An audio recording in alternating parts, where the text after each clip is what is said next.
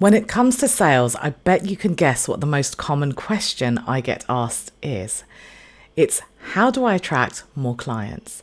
There might be variations like specifically for group classes or for courses or for getting into schools, but the core question is the same. People want to know how to attract more customers. Is this something you would like to know about too? Well, in this episode, I'm going to share some tips that will help, and they will specifically help with attracting the right clients instead of being aggressive or taking a pushy approach. Welcome to the Upgrade Your Education Business podcast. I'm your host, Samantha, and I'm so pleased you're here. As an education business owner myself and a former teacher, I understand the nuances that only apply to us. So in this podcast, I share fluff-free, tailored and actionable ideas that you can mould to suit your needs. If you'd like to take this conversation further, please do reach out.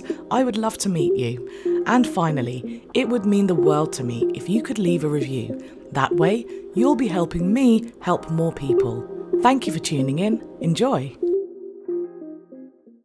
Now, if you're a regular listener or if you've been working with me, you'll know that I really don't like pushy sales. I don't do it and I don't teach it. So if that's your preferred style, then no judgment at all, but you may not find this episode helpful. But if you like the idea of making sales without being pushy and are ready to make those little tweaks behind the scenes, then I think you'll really like this episode. So let's get started. Here's how we're going to do it. I'm going to ask you 3 questions to consider, and for each one, I'll help you navigate ways that you can use those questions to create strategies for your business, ones that you really feel comfortable with. The first question I'm asking is, are you giving people enough to make them feel safe to buy? You see, people often hesitate for 2 reasons, or one of 2 reasons. Either because they aren't sure if what you're offering is right for them, or because they aren't confident that they'll get the result that they want if they invest. So that first hesitation is when someone isn't sure if what you're offering is right for them. Mitigating this one is actually really key to attracting the right clients, the kind you love working with, the kind who stay with you for a long time, the kind who recommend you to other people. There are 2 things to really nail when you're mitigating this strategy. The first is to be really clear about who you want to work with, and the second is to be really clear about how you help them. And these definitions need to be in that order, because until you know exactly who you want to work with and what their challenges are, it's hard to frame exactly how you help them. Let's break this down so you can see why I'm specifically saying what I'm saying. For me, a really key word when I'm thinking about who I want to work with is the word proactive. I'm using it because I want to work with people who will take action. If someone is at the stages of wanting theory and taking a gentle approach, then I'm not right for them. And I want to make that distinction clear because my style of training will be too overwhelming for someone who isn't ready to take action. Another phrase that's important is designing a business. I've included that because I don't promise a 5-6-figure salary or the like. I don't promise any kind of result related to group classes being fully booked. That won't be appealing to everyone. Instead, I want to attract people who are ready to create a business that gives them their definition of success. I've rounded my definition with this because it goes hand in hand with designing a business. I help people define what kind of life they want their business to enable, and that's what we use as our goal. That's what we check in with. So you can see that as I was framing that definition, I didn't focus on creating a really catchy phrase with lots of alliteration or fancy words. In fact, I may never even publish that description. But it gives me a really clear steer in defining how I can match that with what I offer and present it in a way that makes clear how I help those specific education business owners. For instance, a membership only works for people who are proactive. So the mastermind is perfect for self-driven education business owners who want guidance and structure, but the freedom with what they learn and when they learn. However, for business owners who need more accountability, I may work with them one-to-one, or they may choose a live course that's offered by someone else. And that's where you can really tailor your messaging and your offers to be targeted. As I talked about in the webinar I recently delivered for the Tutors Association, we want to meet people where they're at. And to do that, we have to be clear on who our ideal customer is. If you want to watch that webinar, it's completely free and I'll pop the link in the show notes. So making people feel safe to buy is multifaceted. There are lots of touch points and ways to strengthen it, but what I've just talked about will go a long way to achieving it. The second question I'm going to ask is, are you looking at opportunities that are right in front of you, that already exist in your world?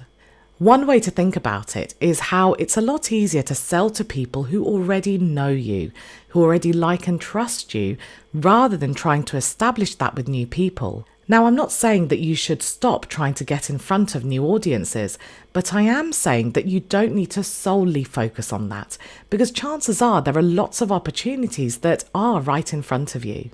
So, for instance, how can you offer more to your existing clients? Are there things that you can offer clients who can't quite work with you right now but would love to? Also, it's a really great idea to make yourself as approachable and accessible as possible through things like invitations for people to book a quick call with you and a free call with you. I think this is especially important as a tutor, since we're asking parents to trust us with their children. So it's quite important for them to have the option of meeting us. But speaking to your audience also gives you really amazing information, really valuable nuggets that you can use. When I was delivering the webinar that I mentioned earlier, one of the questions someone asked was, but how do you know what your audience want? Well, as I shared, there are a few different ways, but one of the most powerful ones are by speaking to them. You'll notice trends at different points in the year. You'll notice common questions. And all of these give you ideas to strengthen that first idea I shared with you, where you're communicating what you offer in a really targeted way. They also help you understand what else your audience may need and want, which helps you create more opportunities with the audience and the clients you already have. Now, I touched on this earlier, but my third question is, are you meeting people where they're at? It's a lot easier to make sales when you are meeting your audience where they're at right now. We are being sold to all the time. You open social media, there are sponsored posts. You check your post and there are leaflets. You get the picture. If we just join that sea of selling, we'll just blend in. So to really cut through the noise and to have our target audience stop and pay attention to what we're saying, we have to connect with them. One thing I often recommend is adding prominent dates or periods of time to a calendar and working backwards from those when you're creating things like content and offers. Right now, it's early September in the UK. Schools are just restarting after the long summer break. And for the last month or so, the shops have been offering back-to-school discounts. Well, even if there aren't discounts, they're certainly using that branding. Now, are these stationery shops selling special stationery? Are the clothes shops selling special clothes? They're not. It's the same stuff that they sell all year round, but their messaging is connecting with what people need right now based on that important date in the year. So something you'll note about all of these questions that I've asked you through this episode, and the tips that I've shared as well, is that none of them include the word convince. They don't encourage you to push people into buying what you offer. There is no creating fear. And that's because what you offer is genuinely perfect for so many people. So you don't have to push them into buying anything. They'll come to you once you connect with them and they feel safe to buy. They will ask to buy from you when you build relationships. So I hope you found these tips useful, and if we are connected online, I'd love to hear about which tips you're trying. If we're not connected, let's change that. Come and find me by searching Sumantha McMahon on LinkedIn, Facebook, or Instagram. Thanks as always for supporting the podcast and staying with me till the end. You will hear from me on Wednesday. Would you like to take this discussion further? Perhaps you have some questions or you'd like more ideas on tailoring your business. If so, book a free discovery call through the link in the show notes.